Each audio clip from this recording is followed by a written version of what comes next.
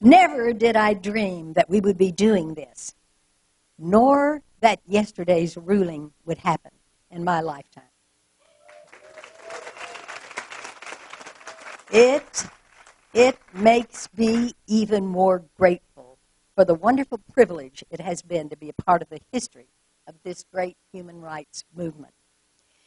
Pretend it's 1980, and you are gay, and you live in Dallas. Let me describe it for you.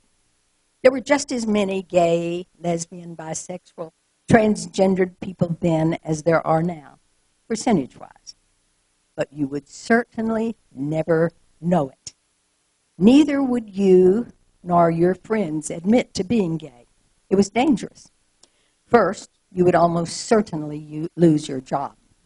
Second, it was actually physically dangerous to be known as gay in Dallas. It was even dangerous to support gay rights and be straight. But we'll get to that. There is one gay church about an eighth the size of this room.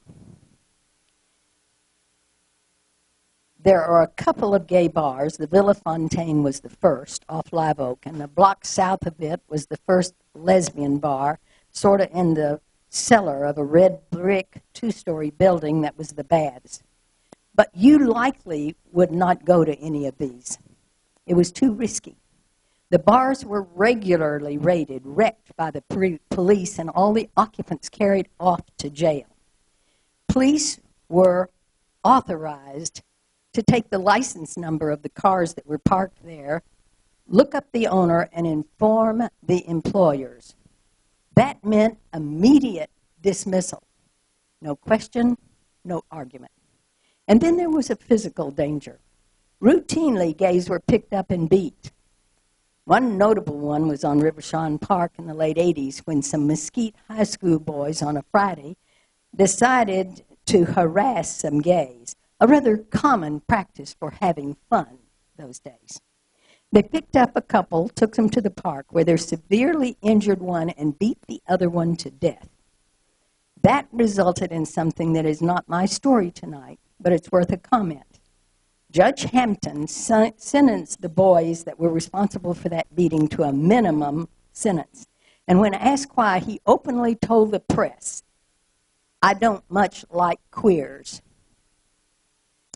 Fortunately, something really good came from that, because it resulted in his defeat and the election of our friend Barbara Rosenberg, but not then, not for a decade later. Okay, you get it. You're living in Dallas, you're gay, and you're scared most of the time. There's no resource center, no Cedar Springs. In fact, Cedar Springs was the housing for prostitutes, not a gathering for the community. There's no gay pride parade, no selection of gay-friendly churches. Most churches and synagogues thought you were going directly to hell. There's no story about successful gay men or contributing lesbians in the newspaper. In fact, the word gay and lesbian is never even mentioned in any mainstream newspaper or on TV. You've never been told of the gay contributions in any history lesson. There's a law, a criminal law, making your activity a crime. Gay people don't exist for the majority of the straight, oblivious population. Bisexual and transgender, we had no idea what that meant. When I went to the Texas legislature in 94, most of my colleagues did not think there was anyone gay living in their district. Now, here's my story. I'm serving on the school board. I'm a product of this time, and I don't really know that I know anyone that's gay. I do know that there are a lot of gay individuals, and I think that probably a bunch of them work for DISD.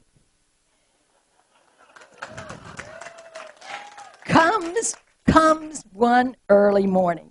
My husband arrives in our bedroom with the newspaper under his arm and a cup of tea in his hand, and he says, "We have a problem. First page, Superintendent Nolan Estes says he will fire all gay teachers. How will he know they're gay? Oh, the students and the parents will tell me. A Spanish Inquisition getting ready to happen.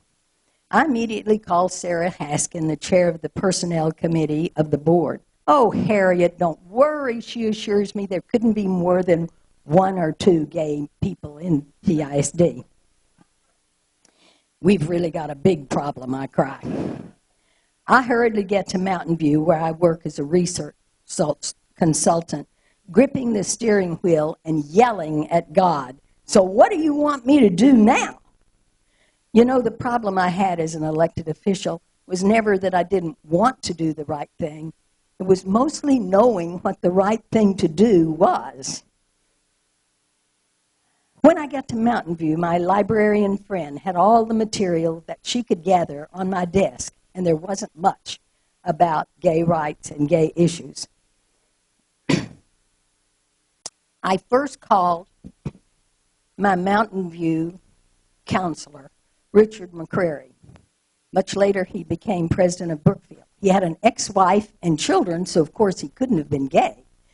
But I thought that he might be able to help me. He was, of course, we all now know, proudly gay. He gave me the name of a psychologist here in Dallas who was a secret counselor to the many needing help in the community. I called him. His first sentence: "I was sitting here, Dr. Ehrhardt, praying that you would call me." You know, when I have doubting moments about the existence of God, I go back to this time and I realize that what I am relating to you, what I'm remembering, could no way have been coincidental. No way. He started a plan on the community end, and I set up work on mine. I next called the late Milton Tobian. He had helped me on other DISD issues, eliminating the teaching of evolution in science. Yes, that was the proposal then. His office said he was in Houston at a very important Common Cause convention. I have to talk to him. Reluctantly, his office told me his hotel. He answered the page, and he said, "I know why you're calling. It made the Houston paper." I tell you, Harriet, if you get into this, you will be ruined politically. Will you help me, Milton? Let me say it again. You'll never be elected as anything if you touch this. Milton, I didn't run to get elected. Will you help me? I will be on the next plane, he said. And he was, and he proved to be most helpful. Meanwhile, I called everyone I thought could help. We got a group together that night in Oak Lawn. Robert Medrano and Jack and I met in an apartment upstairs with the minister of that tiny little church and Bill and Ray, who owned the villa, and the Eighth Day.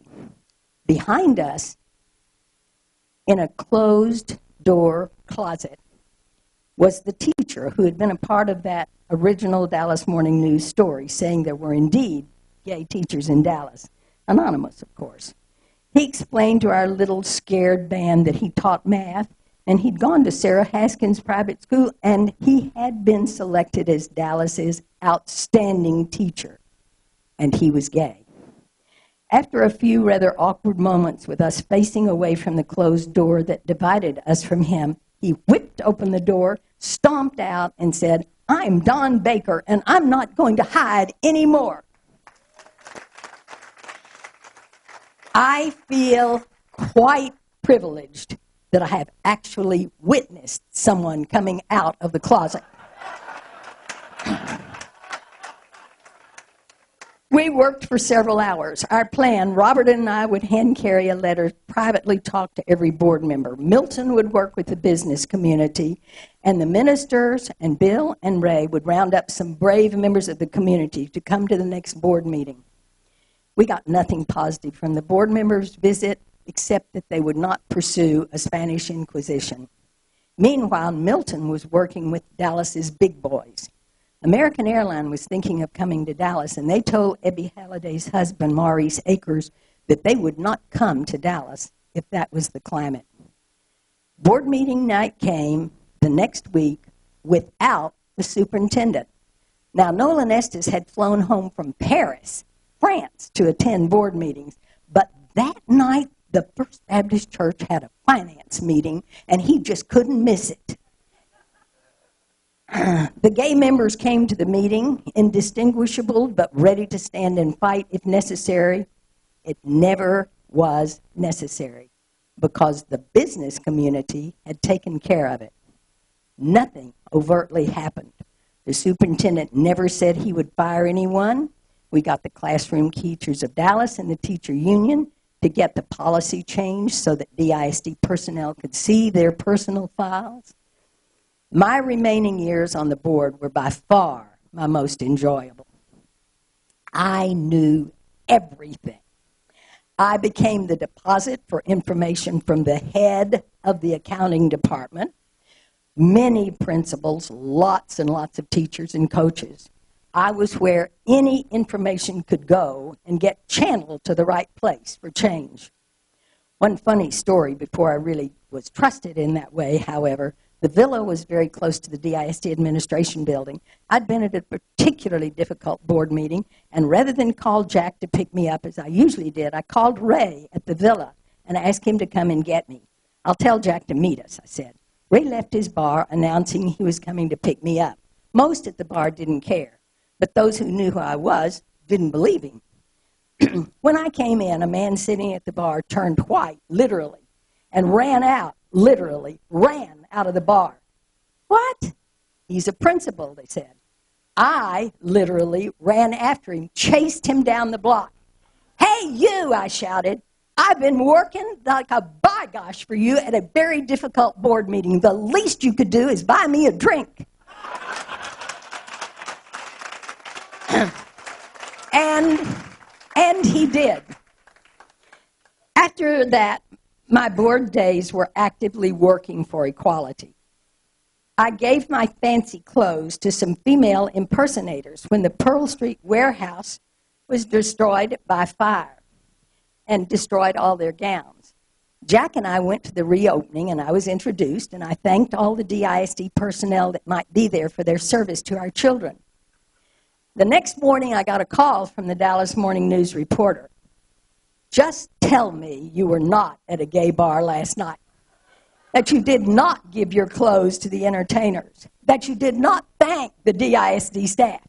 If you just tell me you weren't there, I won't have to write anything. But my editor says, if you answer yes, we have to publish it." Well, I couldn't lie. I was there. It came out the next morning, 1/3 of the first page. We got phone calls, my mother's lament, why couldn't there have been a major train wreck pushing anything off the first page? Our Rice daughter came home from college. Only two of Jack's patients called to quit. My Mountain View College president called anonymously to congratulate me, but most of the calls were terrible. They would often say, "You must have a gay child that you're trying to protect." Our family operated with family meetings, and our kids, then 4 to 17, had their own private meeting upstairs that morning, and they came down with this result: don't ever answer that question. Things were bad. A high school son was beat up and given a concussion because his mother was a fag hag. Only because some black boys with whom he played football came around the corner and rescued him was he not more hurt. We had a police officer in front of our house 24/7. Our kindergartner had a guard with her at school. It was dangerous. Now that you have played with me like you are living in Dallas in 1980, do you see why I never, in my wildest, most wonderful and hopeful dreams, thought I would see this or see yesterday? Thank you.